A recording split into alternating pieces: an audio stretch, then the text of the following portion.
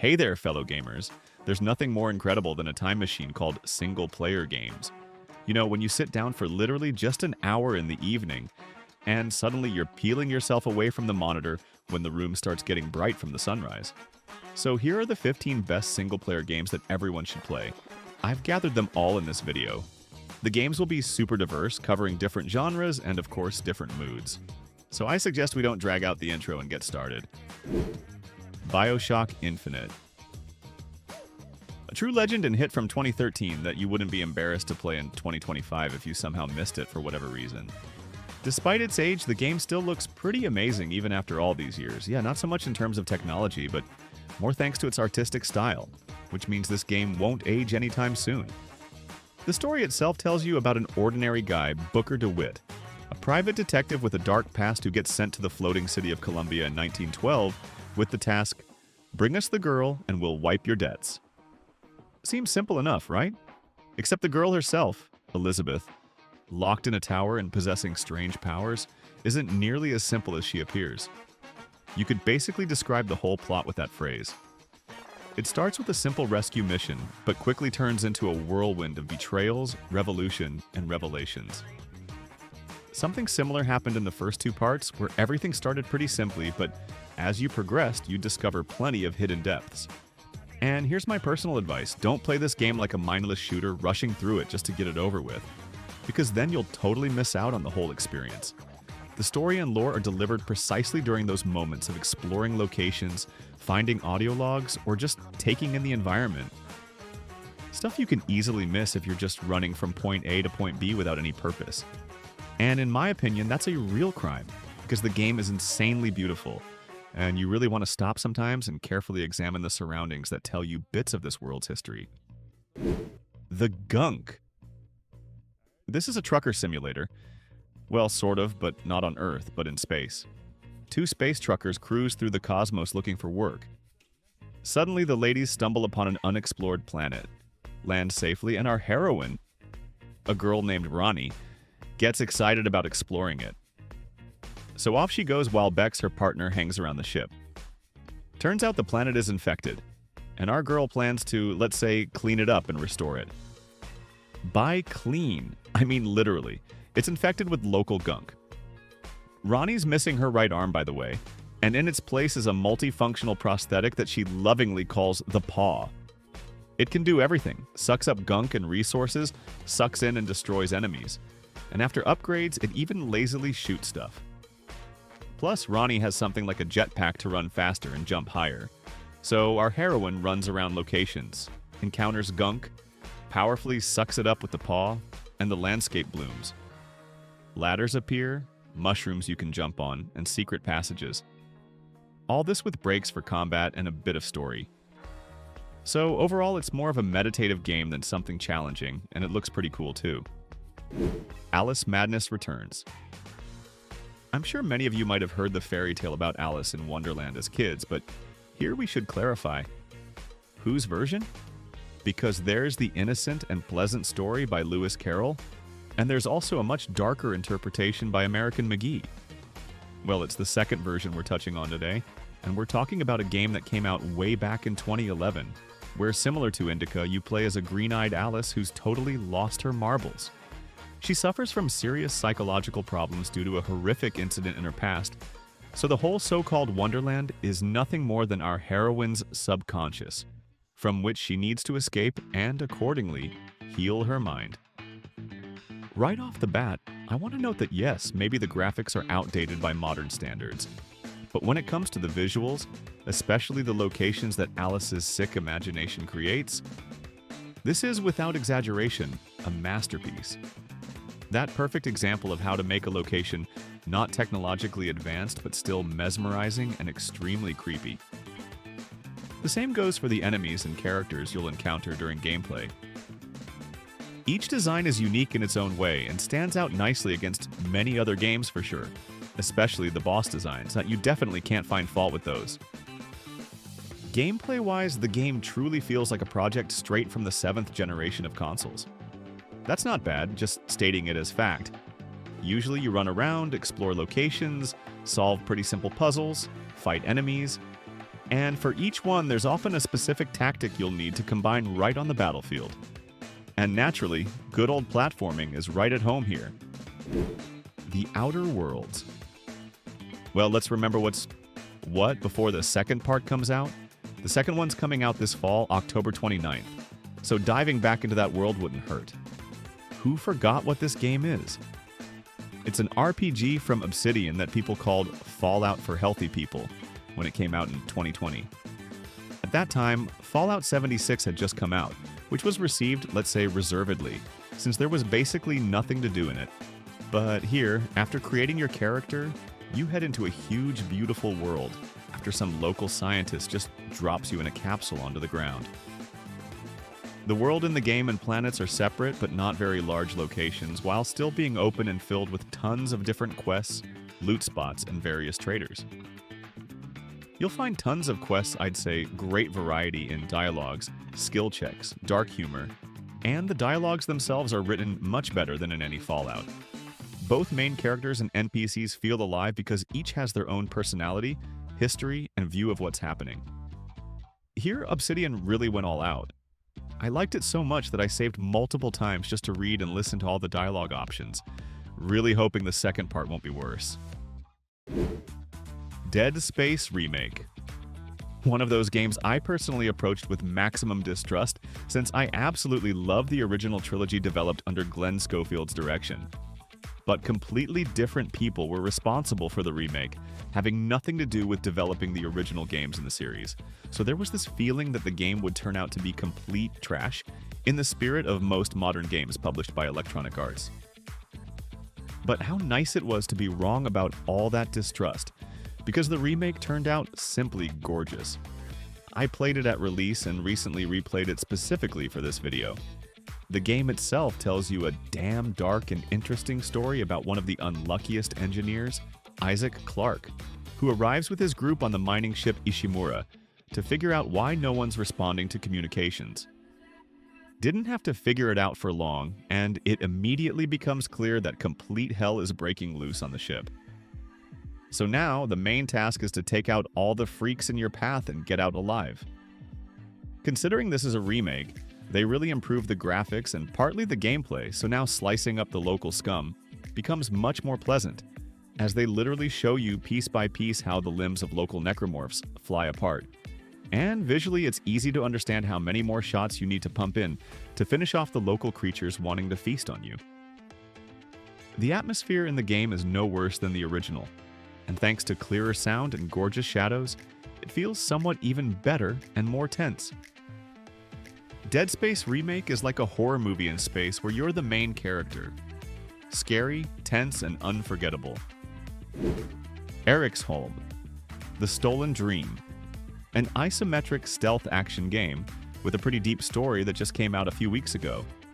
We find ourselves in the city of Eriksholm, playing as a lady named Hannah whose brother Herman has disappeared. Our quest is to find him, and besides us, the police are looking for him too. This search triggers a chain of quite tragic events, which I won't tell you about because, spoilers, you'll encounter memorable characters and quite beautiful graphics. Actually, we won't just be playing as Hannah. There are 3 characters here, all with unique abilities. The game itself is divided into chapters that you'll gradually play through. The cutscenes are made so well that sometimes you want to rewatch them because it's like cinema or something. Overall, on all fronts, it's a pretty cool game. Spec Ops: The Line. A game that unfortunately didn't get proper attention when it came out in 2013, and was only warmly received by players many years later, which I think is quite unfair. Although at first glance it might seem like, come on, a typical third-person shooter from those times, with decent gunfights, pretty nice graphics and action. But that's just the first impression of the game, which turns out to be fundamentally wrong. The story setup is basically simple. A real disaster happened in Dubai, and playing as a small squad, the task is to save survivors and find the 33rd Battalion. Seems simple enough, but the further you progress through the story, the harder it becomes to play the game. And this isn't due to gameplay, but precisely because of the horrors of war that you'll have to witness more than once during playthrough. Over and over, you'll have to make pretty tough choices, like who to save and who to let die, and The moment with using white phosphorus is downright extremely brutal. It stays with everyone who's played this game for life. Yes, I'll clarify right away. This is a maximally anti-war game that stands out against all other fun shooters about military conflict. Moreover, during playthrough, you can clearly see that even an experienced and seasoned soldier can break down and lose it mentally over time. And here it's shown beyond praise. And there are also several different endings. I won't answer whether there's a happy ending, as I recommend everyone play this game personally at least once, though you definitely won't play it a second time. Not because the game is bad, quite the opposite, it's very good, but because it's simply hard to see all this again. Darkest Dungeon 2. A very dark and stylish roguelike where you're also a kind of trucker. You gather a squad of 4 different workers, put them on a stagecoach, and head into the local decaying world. Which direction your stagecoach goes builds the entire gameplay, as forks in the road are the foundation of progression. So, building the right path directly affects how far you'll get. At one point, you obviously fight mobs. Pretty strong ones, by the way. At another, you complete some quest. At a third, you rest in a local pub and restore your strength. Your characters aren't just dummies. Each has their own story, their own relationships with other squad members, and different builds. Besides this, the game recently had a major kingdom update that completely transforms the game. It's a new strategic mode where you need to save a dying kingdom from invasion by enemies of various new classes. Overall, an extremely well-crafted thing. Call of Duty Modern Warfare 2. I decided that since there are heavy war games in the video, I could add something lighter. Just a solid action movie for a couple of evenings or one night, if you know what I mean. And the second part of the Modern Warfare series fits perfectly. Come on, this is literally the best game in the entire series, which I personally happily agree with, since I played the original like 5 or maybe 10 times as a kid. Well, for this video I recorded everything in the remastered version to play without unnecessary hassles. The story is extremely simple. World War III kicked down the door, and playing as another brave soldier, the task is to do everything possible to stop it. The game, classic to the series, consists of several coolly staged missions, where tons of action, seas of gunfights, solid sound by Hans Zimmer, and a surprisingly interesting story await you. Although the Black Ops series appealed to me much more in this regard back in the day, but that's subjective for everyone. The remaster also improved the graphics quite nicely, and they added a couple of new animations that weren't in the original 2009, so, if possible, I recommend playing precisely this version if you don't want to launch the old game on modern hardware. So, if you were looking for a decent single-player shooter that'll take at most 2 evenings, I recommend it for playthrough. Firewatch. However, let me move away from all this action theme to something incredibly atmospheric and wickedly addictive. A game that I personally wanted to play for a very long time but only played at the beginning of this year, buying the game on a Steam sale and completed it, I must admit, extremely quickly. Just about 5 hours, maybe even 4. The story tells you about the main character, a guy named Henry, whose life went downhill, his wife got dementia, and you, so as not to go crazy, take a job as a forest fire lookout on a fire tower. The task seems extremely simple at first glance. Sit and watch the forest to save it from fire and various unwanted visitors. And literally on the first working day, the hero notices someone illegally setting off fireworks. And this begins the main journey, which honestly was impossible to tear away from, largely thanks to the gorgeous atmosphere of the game. Its minimalism and insanely beautiful nature views don't let go literally for a minute, not to mention the stunning soundtrack. But the main cherry of the game, strange as it may be, is the dialogues. The thing is, the hero isn't alone here. His boss Delilah works on a neighboring tower with whom you'll communicate by radio. And without any irony, there's not a single desire to skip each dialogue here, since each is unique in its own way and not only moves the main story forward, but also reveals both the history of this place and the characters' personalities, which is incredibly rare in most games. And the story itself, plot-wise, although it starts with simple fireworks, later becomes much more interesting and mysterious. I won't spoiler it. Well, those who've played definitely know what I'm talking about. Firewatch is like camping with a tent, but with mystery and drama. Beautiful, soulful, after which you think about life for a week. I recommend it if you want a chill indie game that won't take much time but will be remembered for a long time. The Order 1886. You know, sometimes looking at some old games, you realize how much they were graphically ahead of their time, and The Order 1886 can safely be called one of those. One of the few Sony exclusives that still remains one in 2025, and a game about which you can say the graphics here simply have no expiration date.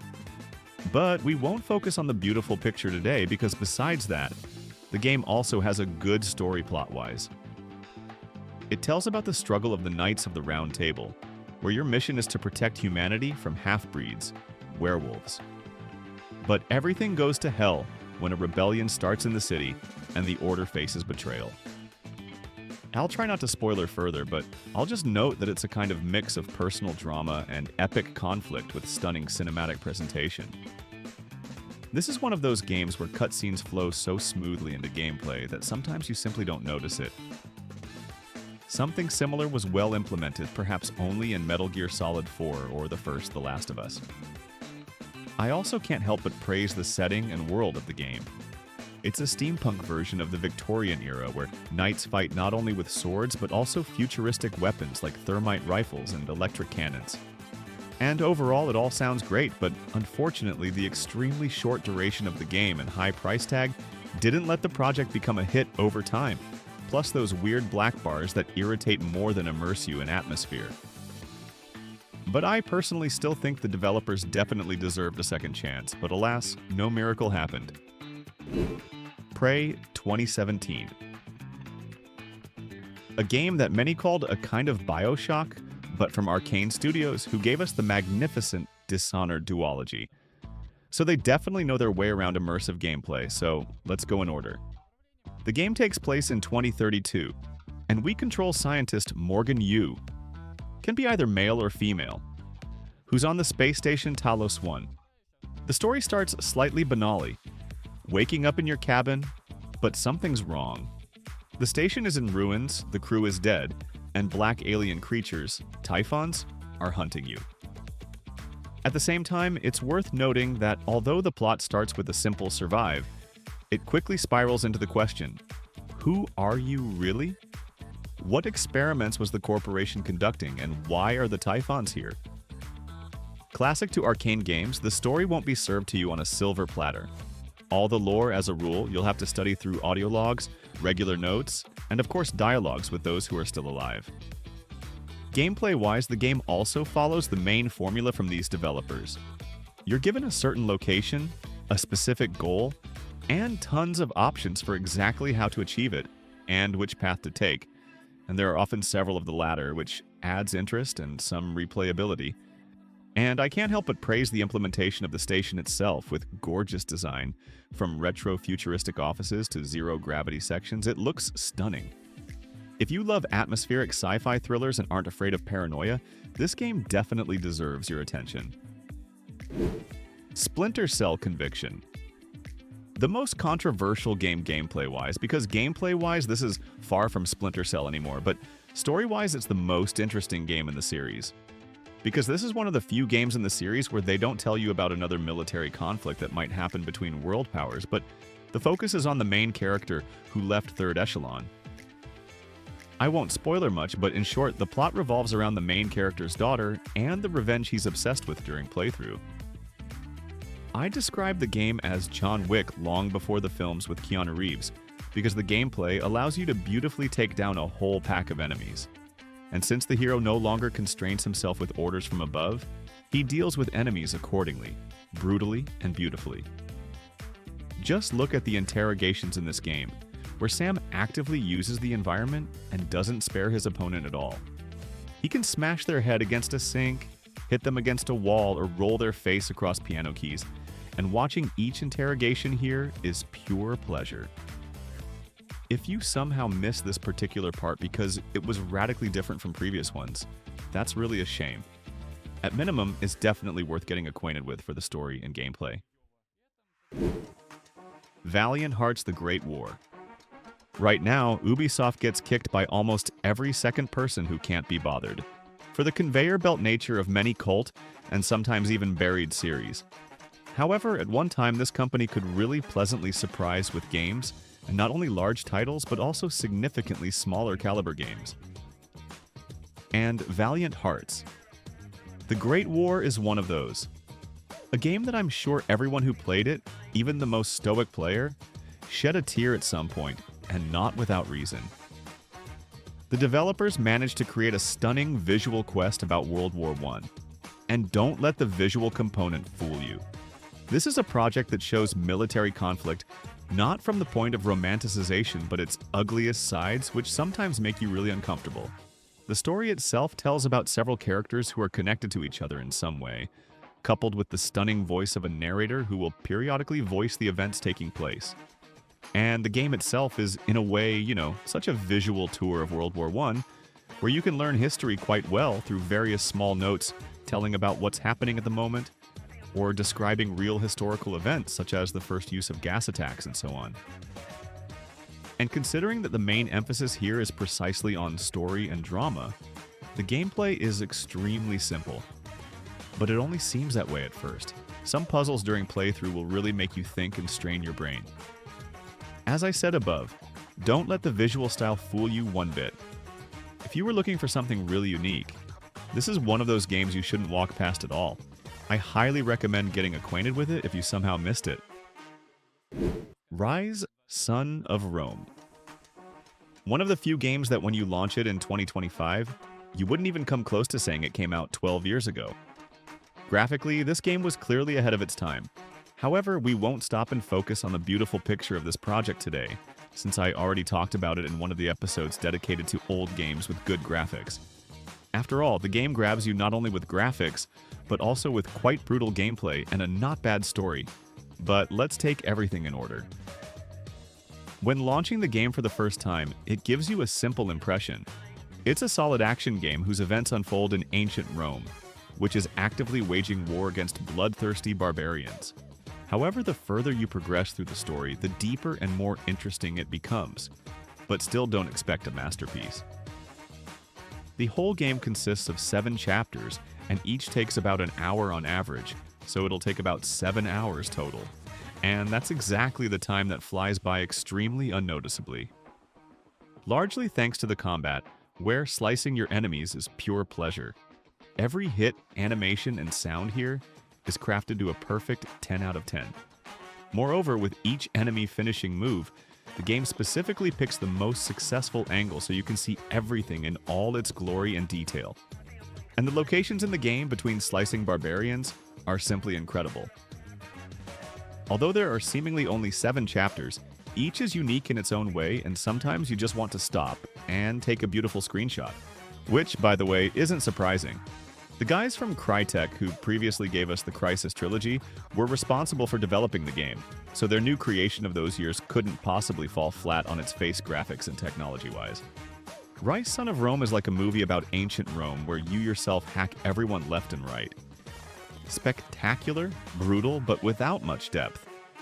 I recommend it if you want to feel like a Legionnaire and not worry about a complex plot. And that's all for today. Of course, there are way more single-player games capable of absorbing you for hours of gameplay than today's selection. So you can write your favorite story game in the comments. You'll help both me when putting together the next video and other viewers who scroll down to the comments. And if you're new to the channel, don't forget to subscribe so you don't get lost, and see you in the next videos.